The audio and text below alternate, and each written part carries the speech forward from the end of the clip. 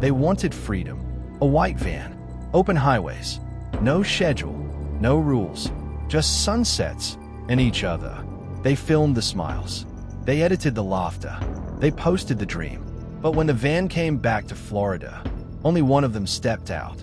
This is the story of Gabby Petito and Brian Laundrie, a love story that unraveled on camera and ended in silence. Gabby Petito was 22 years old, creative, emotional, drawn to beauty. She loved documenting small moments, sunlight on mountains, barefoot walks, quiet mornings. Then life wasn't just travel. It was identity, a lifestyle millions watch online, but few live. Gabby and Brian had known each other since high school. They reconnected later. The relationship moved fast, intense, all-consuming. By 2021, they were engaged, living in Florida with Brian's parents in Northport. And then they decided to leave. They converted a white Ford Transit van, minimalist interior, wood paneling, a mattress in the back. In July 2021, they began driving west. Utah, Colorado, Wyoming. Their YouTube channel showed laughter, dancing, kissing under desert skies. It looked perfect, but social media is a frame, and a frame doesn't show what's outside it.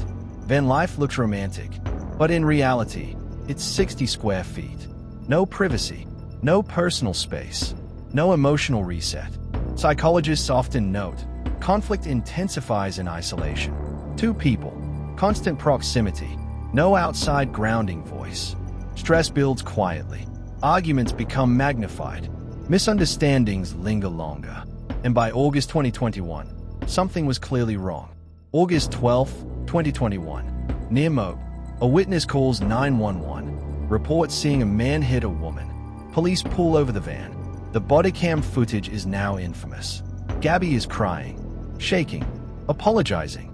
She blames herself, says she struggles with anxiety, calls herself mean. Brian appears calm, collected, polite. Officers separate them. They determine Gabby was the primary aggressor based on the statements given. No charges, just separation for one night. Then, they are allowed to continue their journey. At the time, it seemed like a routine stop. In hindsight, the footage feels heavier. The imbalance, the emotional intensity, the repeated self-blame. But they drove away, back into isolation. Late August, Gabby's Instagram continues, but the tone shifts. Shorter captions, less frequent posts. Her final post appears August 25th. After that, silence. Her family begins to worry. Then on September 1st, Brian returns to Florida. Alone, driving the van, back to Northport. Gabby is not with him. He does not report her missing. He does not speak publicly. He hires an attorney and says nothing. Silence can be louder than words. On September 11th, Gabby is officially reported missing. And suddenly, the entire country is watching. This case spreads fast. TikTok creators analyze campsite footage. YouTubers dissect timelines. Twitter threads reconstruct movements. The van life aesthetic makes it viral. Young, attractive, social media presence. It becomes more than a missing person case. It becomes a national obsession. And then, Brian disappears. Now both are missing. Search teams focus on Wyoming, specifically Bridger-Teton National Forest. On September 19, 2021, remains are discovered.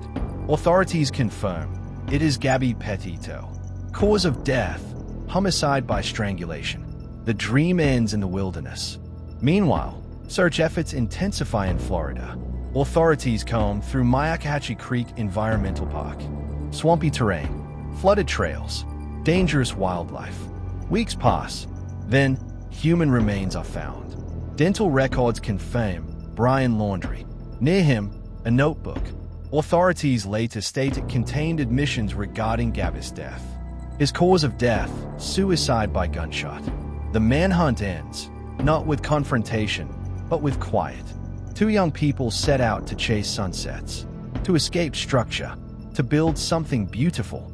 But somewhere between Utah and Wyoming, between arguments and apologies, the dream fractured.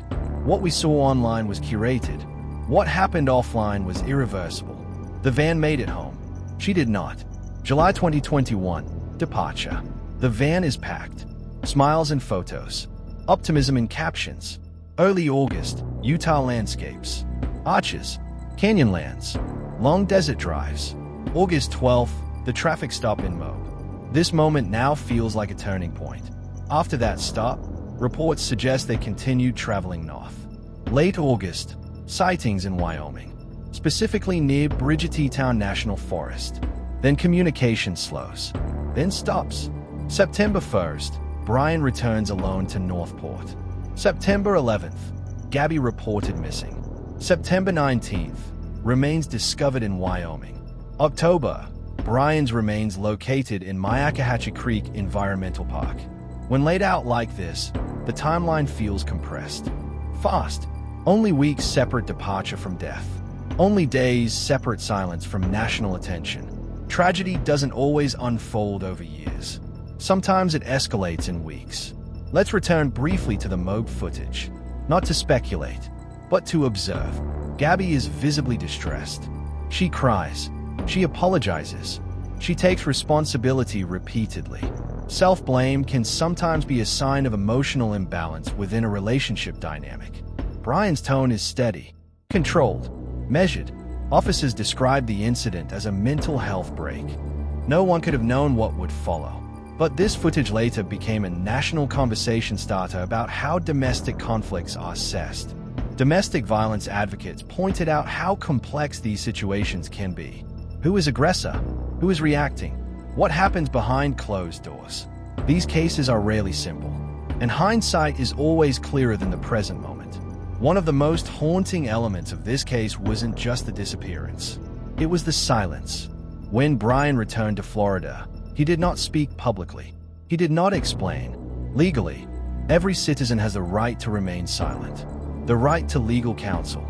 But public perception works differently from legal strategy. Silence, in a case involving a missing person, can feel heavy. It can feel intentional. And when he later disappeared himself, tension escalated nationwide. News helicopters, search grids, crowds gathering outside his family home. The internet dissected everything. Body language, old social media posts, past interviews. This wasn't just an investigation. It was a cultural moment, a collision between social media and real-world tragedy. Van life culture promises freedom, minimalism, love, adventure, but curated happiness can hide complexity. Filtered photos don't show arguments. Carefully edited videos don't show emotional breakdowns. In the age of content creation, relationships can become performance. Pressure builds not only internally, but publicly. Appear strong, appear happy, appear in control. And when problems emerge, there may be reluctance to admit them. Gabby's online presence showed optimism, but what we see on a screen is never the full story. This case forced millions to reconsider how much weight we give to curated lives. After the case concluded, Gabby's family focused on advocacy, raising awareness about domestic violence, encouraging young people to recognize warning signs, promoting resources for those in unhealthy relationships. Her name became associated not just with tragedy, but with prevention conversations. The story sparked dialogue nationwide about emotional red flags, about coercive control, about listening when something feels wrong. In that way, her story extended beyond the headlines. Two young people left home searching for freedom. They chased landscapes, chased identity, chased a version of happiness they could share with the world.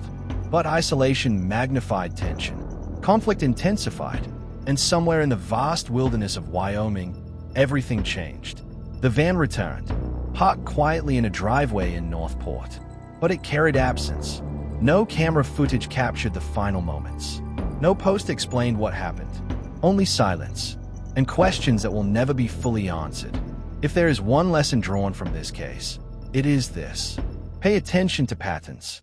Pay attention to isolation, to imbalance, to fear disguised as apology.